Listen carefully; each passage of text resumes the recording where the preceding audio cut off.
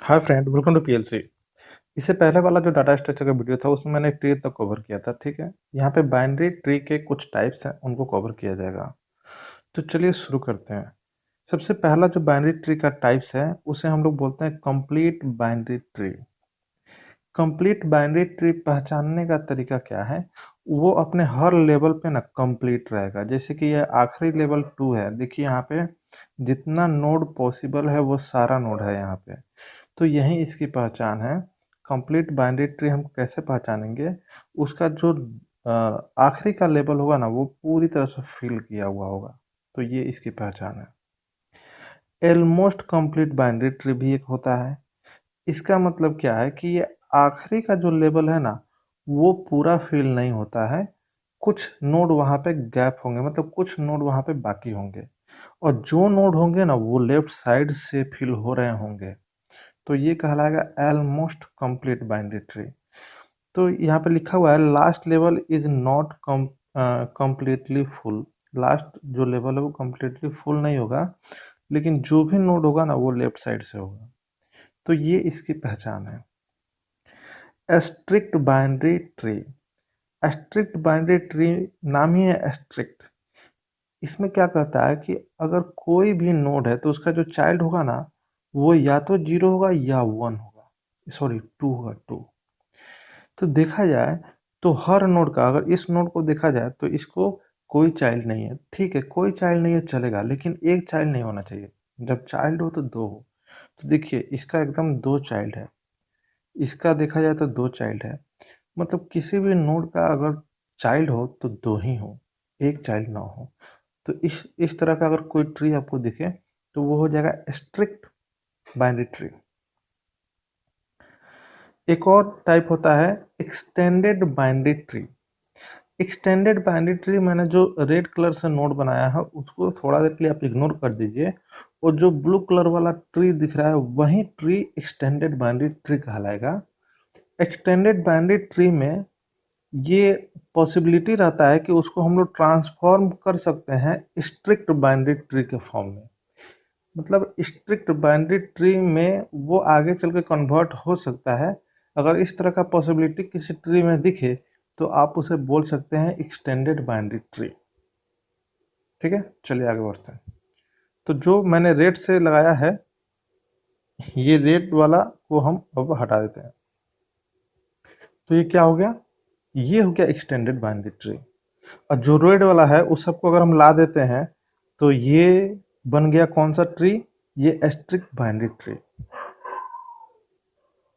आइए अब binary tree traversal देख लेते हैं। बाइनरी ट्री का ट्रैवर्सल बेसिकली तो तीन प्रकार का होता है, लेकिन एक और प्रकार होता है, चार प्रकार का होता है। Pre order, in order, post order और एक होता है लेवल ऑर्डर। तो चलिए प्री ऑर्डर से हम लोग शुरू करते हैं। तो जो प्री ऑर्डर जो है ना, इसका बस याद रखना है कि फॉर्मूला क्या है।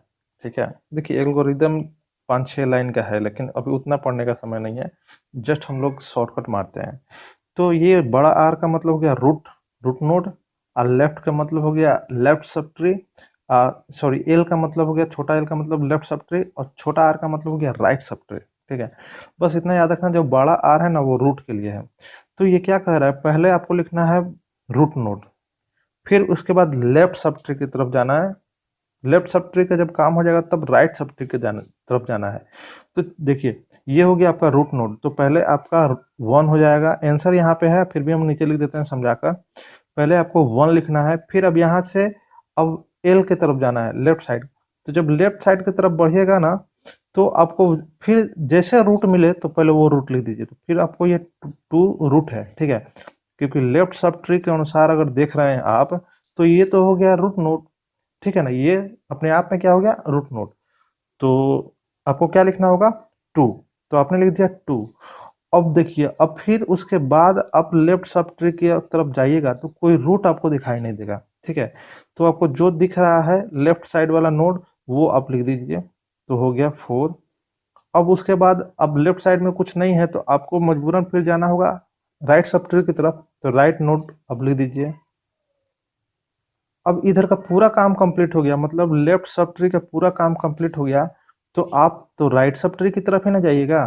तो अब राइट सब ट्री की तरफ जाइएगा तो पहले आपको क्या देखना है, रूट नोड कहीं दिखे, जैसे रूट नोड दिखे तो पहले रूट ही लिखिए। तो आपको रूट नोड दिख गया तो आप लिख दीजिए 3। फिर उसके बाद अब तो रूट दूसरा नहीं दिख रहा है तो लेफ्ट साइड वाला जो है लेफ्ट नोड उसको लिखिए। फिर उसके बाद अब लेफ्ट कहीं नहीं दिख रहा है तो अब राइट साइड वाला लिखना होगा तो अब राइट साइड वाला लिख दीजिए।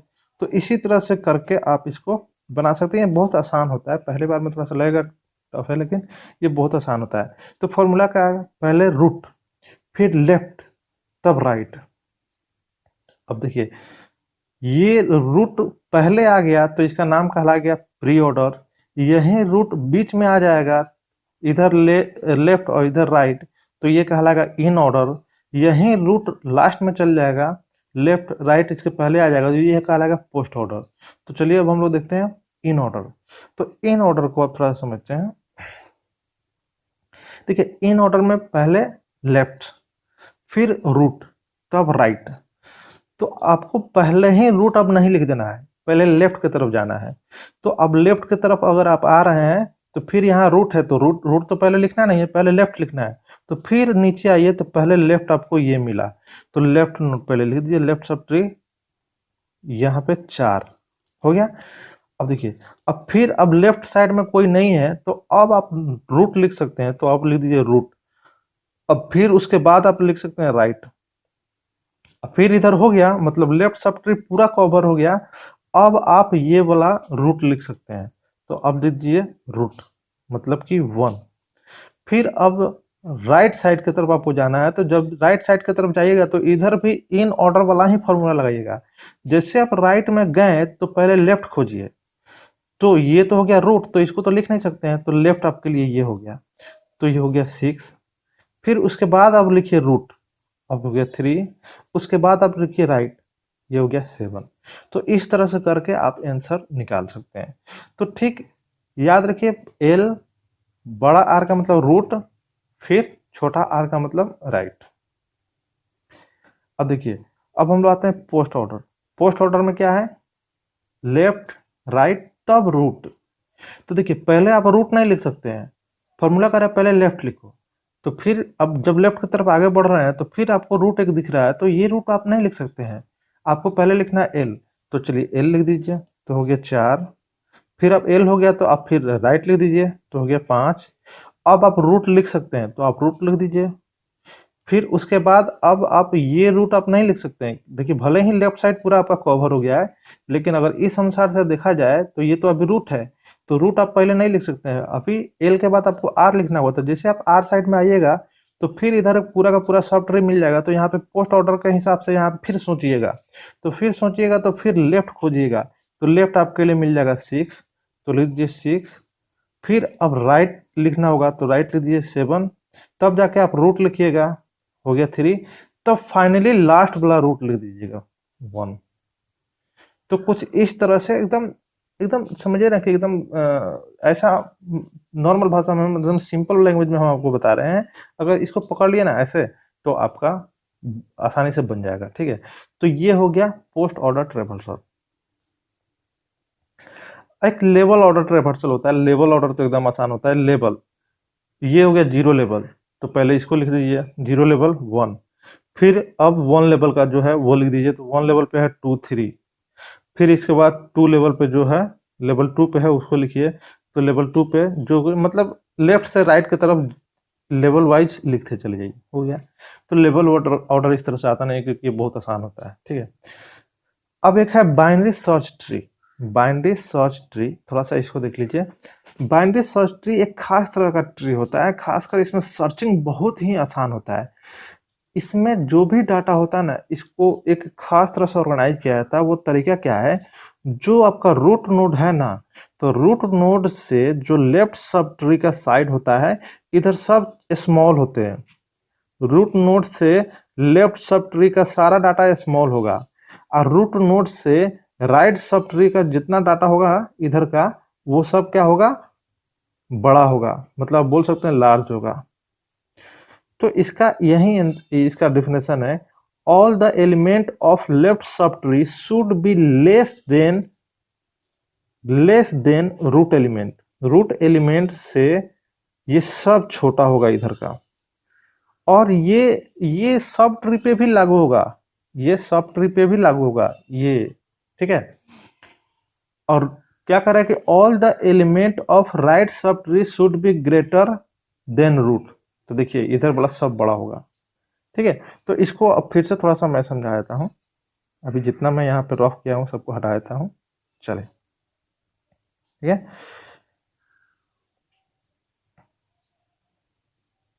देखिए मेरे कहने का मतलब है, ये थोड़ा सा जो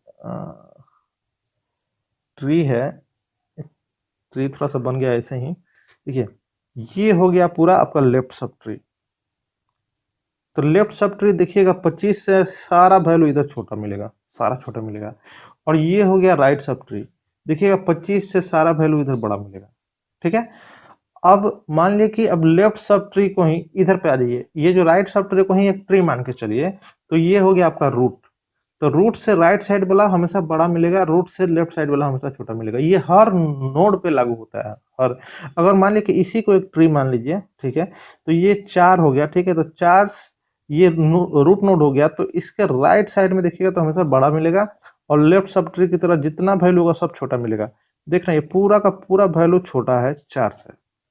तो यही एक इसका एक तरीका है ऑर्गेनाइज करने का, binary search tree. Binary search tree में ना सर्चिंग बहुत आसान होता है, बहुत आसान होता है इसमें सर्चिंग करना। अब देखिए एक होता है AVL tree, AVL tree binary search tree ही है, लेकिन ये बैलेंस्ड रहता है हमेशा। एक तरह से बोल सकते हैं कि इसका जो हाइट होता है ना हमेशा बैलेंस रहता है। एक बाइनरी सर्च ट्री है जो हमेशा सेल्फ बैलेंस कर लेता है खुद को, ठीक है। तो ये कैसे बैलेंस करता है, तो देखिए बैलेंस कैसे करता है इस चीज को समझिए। ये हर नोड का एक बैलेंस फैक्टर बना के चलता है।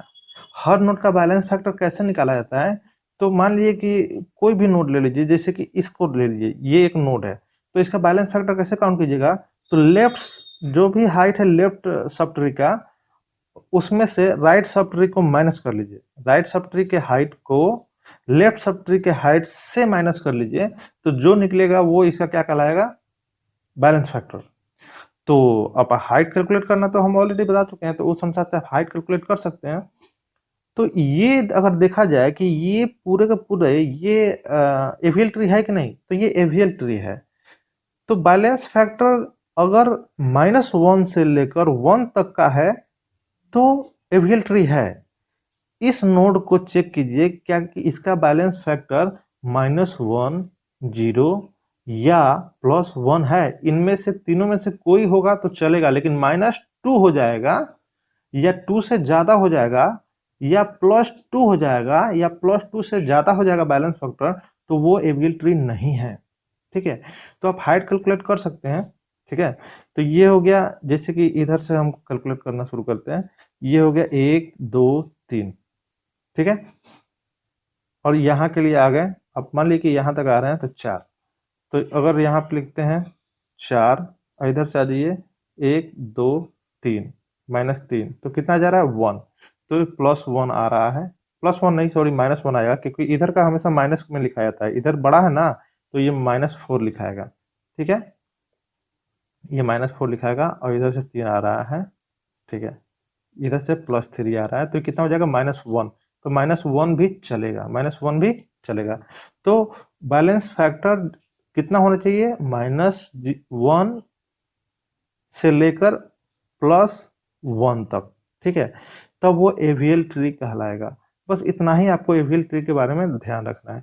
बैलेंस फैक्टर कैसे निकालते हैं ये ध्यान में रखना है, और और एवियल ट्री एक सेल्फ बैलेंस ट्री होता है, बस इतना ध्यान में रखना है। चलिए ठीक है, मिलते हैं नेक्स्ट वीडियो में और कोई नेक्स्ट टॉपिक लेकर।